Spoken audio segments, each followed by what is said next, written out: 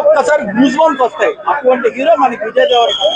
అటువంటి అద్భుతమైన హీరోని పెట్టుకొని కరెక్ట్ ఎలివేషన్ సీన్స్ లేవు, కరెక్ట్ గా రావాలి కదా. గౌతమ్ తిన్న గొప్ప సెన్సిటివ్ డైరెక్టర్. అంటే రామ్ కామ్స్ అద్భుతంగా తీస్తాడు అతను. గౌతమ్ తిన్న ఆ రామ్ కామ్స్ తీసే డైరెక్టర్ ఒక యాక్షన్ ఫిల్మ్ తీసాడు, ఎలా ఉంటుందో అనుకున్నా. ఇనీషియల్ గా టీజర్ విజువల్స్ చూస్తే ఇది అద్భుతంగా తీస్తున్నాడని అనిపించింది. బట్ రియల్ టైం ఫిల్మ్ లోకి వచ్చేటప్పటికి ఫస్ట్ జైల్ ఫైట్ ఒక్కటే చాలా బాగా తీశాడు. Hand to hand combat scenes బాగున్నాయి. బట్ రిమైనింగ్ అంటే గ్రూప్ యాక్షన్ కొరియోగ్రఫీ, అంటే ఒక 50 మంది గన్స్ తో ఫైట్ చేసేది, అటువంటి సీన్స్ రావాల్సినంత ఎలివేషన్ రాలేదు. Quality miss cinema. It is not a flop, neither it is not going to burn the screen. పర్వాలేదు అనిపించేట్టుగా తీశారు. బట్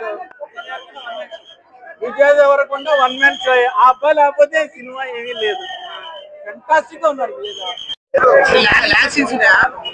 స్టోరీ కన్వీనియంట్ గా లేదు. చాలా ఏదో మనకు తెలిసిన కదే. చిన్నప్పుడు అన్నదమ్ములు తప్పిపోతారు, క్లైమాక్స్ కలవాలనుకుంటారు, సో అన్నీ చనిపోతాడు, ఆ ఊరు వాళ్ళని ఎలా సేవ్ చేసాడు అనేది కథ. యావరేజ్ ఫ్యాన్స్ కి నచ్చుద్ది. సో ఓవరాల్ గా యావరేజ్. అక్కడక్కడ బాగుందండి. మెయిన్ మూవీకి మ్యూజిక్ మెయిన్, విజయ్ దేవరకొండ గారి ట్రాన్స్ఫర్మేషన్ కూడా మెయిన్. ఓకే హిట్ అయ్యండి మూవీ, చూడొచ్చండి వచ్చి. సారీ చూడొచ్చండి వచ్చి. మేము కూడా పొద్దునే వచ్చాం కదా, విజయ్ దేవరకొండ గారి కోసమైనా వస్తాం కదా.